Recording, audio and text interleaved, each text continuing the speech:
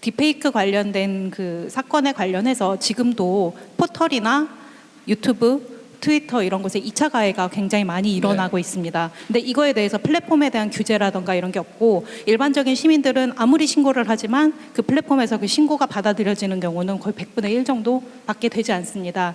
그래서 관련해서 신고를 조금 더 체계적으로 할 수 있는, 실질적으로 할 수 있는 체계가 필요하다고 생각을 합니다. 저도 아까 사실 저 문제를 한번 물어볼까 말까 하다 그냥 시간 없어 넘어갔는데 저 네이버에 계시다고 오셨으니까 그 네이버인가 우리나라 인터넷 포털들은 내 권리 명예를 침해했다 허위다라고 신고하면 일단 차단하고 네, 이의 신청을 하면 심사를 해가지고 풀어주고 지금 그런 시스템으로 돼 있죠. 네, 일단은 내립니다. 일단 그 내립니다. 요청이 오면.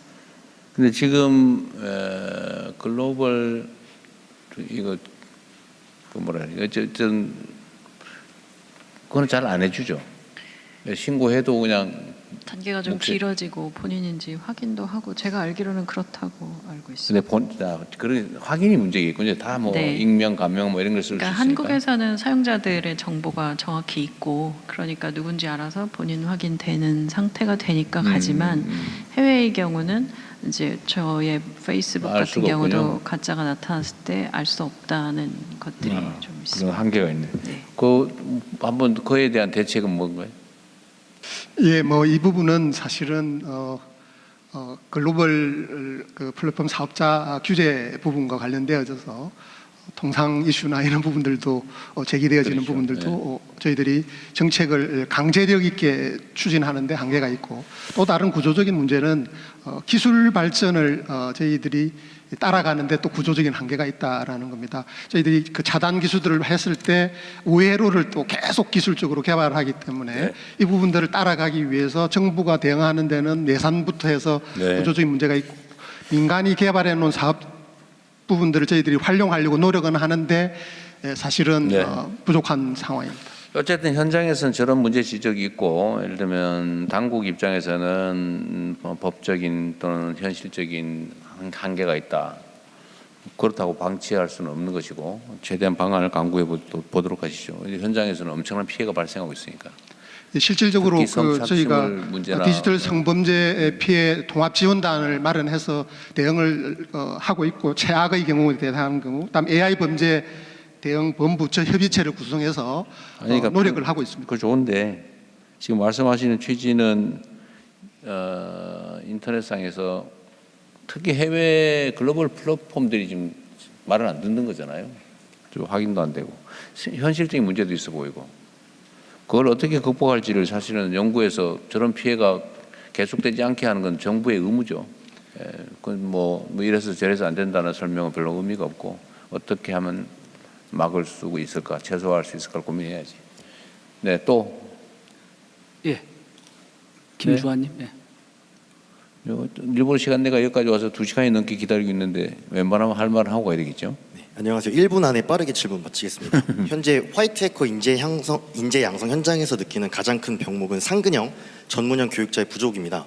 방대한 배경 지식과 윤리관까지 요구되다 보니 보안은 태생적으로 인재 양성 속도가 매우 더딘 학문에 속합니다. 이에 세계적으로도 만성적 인력난에 시달리고 있는데요.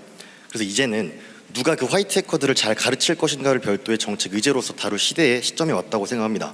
우리나라가 역사적으로도 가장 강조됐었던 자원이 인적 자원과 그 우수성이지 않습니까? 그래서 미래 핵심 산업으로 꼽히기도 하고요.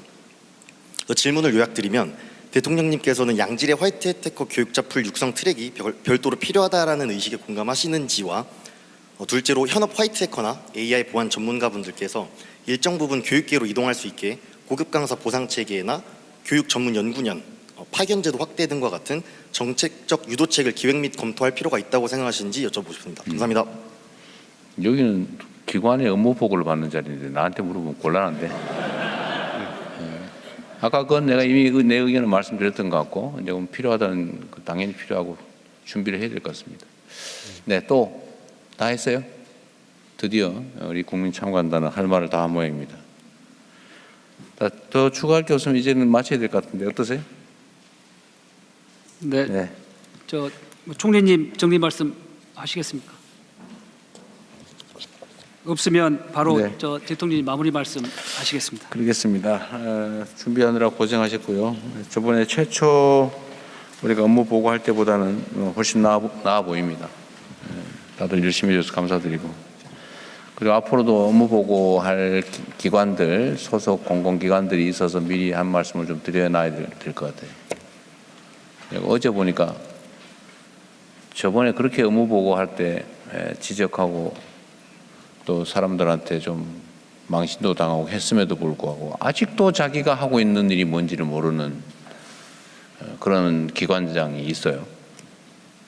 있을 수 없는 일이죠. 지금 그 기관의 가장 중요한 업무인데도 기본적인 개요조차 파악하지 못하고 그런 경우는 절대로 용납할 수 없습니다. 혹시라도 앞으로 우리가 업무 보고할 때 지금까지 혹시 그러고 있으면 밤새서라도 자기 업무는 최소한 파악하고 오라고 내가 미리 경고 말씀 드립니다. 어떻게 그럴 수가 있어요? 국민의 세금으로, 국민들이 얼마나 열심히 일해서 내는 세금인데 그걸로 누릴 건 다 누리면서 법률과 국민이 위임한 사무에 대해서 최소한의 관심도 없이 그러면 되겠습니까? 공직자의 한 시간은 국가공무원, 국가공직자의 한 시간은 5,200만 시간의 가치가 있다. 자신이 하는 모든 행동, 판단, 결정 이런 게 5,200만 명한테 영향을 미치지 않습니까? 얼마나 중요한 일인데 그 엄중함을 제대로 인식하지 못하는 거 아닌가 하는 그런 생각이 좀 들었어요. 앞으로는 그런 사람 없을 걸로 믿습니다. 어쨌든 긴 시간 고생하셨고 특히 이번에 업무 보고할 때 얼마나 혹시 이상한 질문을 할까 스트레스 많이 받으셨을 것 같은데 이번에는 컨셉이 좀 다르니까 너무 그런 데 하지 말고 어쨌든 자신들이 한 일 또 중요하게 국민들한테 보고하실 일 그리고 앞으로 어떻게 하겠다는 좋은 얘기들을 많이 하시면 좋을 것 같아요. 이제는 조금 과거에 대한 지적, 질책 이런 것보다는 우리가 앞으로 어떤 세상을 어떻게 만들어갈지를 좀 많이 얘기하면 좋겠습니다. 어쨌든 국민 참관단도 고생하셨고 공직자 여러분도 애쓰셨습니다. 그리고 이 장면을 지켜보고 계시는 우리 국민 여러분께도 1번이냐 2번이냐 의견 내주신 점에 각별한 감사 말씀드립니다. 그것도 역시 일반적으로 볼 때는 16세 이하 또는 일정 연령 이하는 부작용이 매우 심각하다고 인식하는 거겠죠. 저는 이 문제도 언젠가 한번 논의해 보도록 하겠습니다. 자, 긴 시간 고생하셨고요. 아까 사진 찍자는 분은 빨리 나오세요. 네, 감사합니다. 애쓰셨습니다. 네, 이상으로 업무 보고를 마치겠습니다. 감사합니다. 상관인단 다 오라 그래서 단체 사진 하나 찍어주면 안 겠습니다. 상관인단 다 모시고. 내가 절로 가서